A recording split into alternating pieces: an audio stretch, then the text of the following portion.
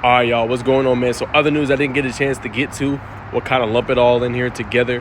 Jalen Mbakwe, man, no longer in the transfer portal. A good telltale sign, especially for Alabama fans, man. I know they was nervous about this one. It was actually rumored via their chat boards. They were saying he was commanding like a 7-figure deal, essentially, man, in the portal. Teams was offering him, and he was likely going to leave. Now, remember, y'all, he was one of the ones that convinced Ryan Williams to come with him and kind of make their legacy, make their name at Alabama. And, hey, you could say year one, Ryan Williams did that, right? He's known across the country. He already was before, but he's already cemented himself as one of those top-end guys going forward in college football. Like, when you think about receivers, you're going to think Jeremiah Smith, you're going to think Ryan Williams in that conversation as well. Like, those are kind of the top names. You're going to think about Ryan Wingo a little bit there as well as a true freshman just kind of going forward as well. So that was key for them. Obviously losing some guys. He didn't start, but he ended up getting more playing time as the season progressed. But you break down the position. Xavier Brown's going to come back another year, right? They got some veteran guys. And then remember, this was a very young team at the secondary spot. That's why you see some of those lapses in coverage sometimes. I think next year, giving themselves another year to build off of some of the success they had, I think is going to do a lot for them. I think they're going to be able to figure out more coverages. They're not going to be having so many busts, and having this guy come back, refining his game, getting better, learning more film, or watching more film, I should say, learning more of the aspect of the game, getting adjusted to the college level, I think is a good telltale sign, man. So if you're Alabama, you feel pretty good about it. All right, so we'll make this just a 2-for-1 video. Not enough to just make it one. Let's go ahead and talk about Alabama transfer, a former Alabama transfer, keep it with Alabama.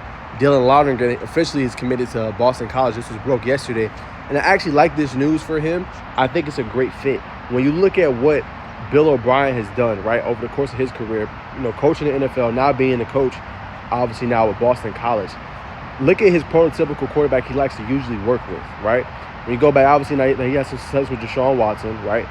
You look at Tom Brady, obviously, in that era, helping, obviously be the coach of him. I think he coached Mac Jones as well. But this kind of fits his prototypical quarterback. Now, obviously, Thomas, I'm just going to call him because they always make fun of me. I'm going to say Thomas C. Now, obviously, Thomas C. hit the portal, and things like that. So he's going and went to Florida State, and that didn't work out, right? Ended up getting, kind of falling down in the depth chart a little bit. Was no longer a starter. So, he hit the portal kind of early, and then officially, obviously, signed with them. But I like the move. I think he can learn a lot in that system, right? It's more prone to guys, throwing the football. With last year, it was kind of like dual threat. Like Thomas could, running the ball a little bit. They weren't throwing the ball very heavy when you go and look and break down some of their games. Thomas was like one of their better runners last year or in the rushing attack. So now you get a prototypical quarterback, who's going to air the ball out, kind of fit your system better. Obviously he has to learn. I'm sure he's going to have to compete with some guys there. There's some veterans, maybe other guys that got in the portal or the class coming in. But if you're Longeran, you couldn't ask for a better spot to really land. Boston College is an underrated team. They had a pretty decent season.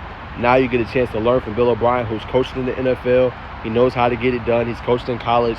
So he can only help your trajectory going forward, man. So I think an outstanding landing spot for Dylan Longeran, and I think he's going to have a good chance to show what he's able to do. And he stuck it out. He stuck it out with Alabama for a while before he decided to make that move, obviously, to Boston College or to make that move into the transfer portal. So I'm all for it, man. I know I had a couple comments the other day about this transfer portal. I do agree with y'all. I think, 2 should really be the limit. Like, the first spot don't work out, okay, cool. Second spot, after that second time, I really don't think so, unless you're going to be a grad transfer potentially. But so many guys in the portal, 3 in 3 years or 4 in 4 years, I don't think we should have it. I don't think that's good for the game. Now, I understand you got to make your money, you got to do what you got to do, and things like that, but I just don't feel like that helps the game at all. But nonetheless, man, super happy for Dylan Longeran. A great landing spot for him.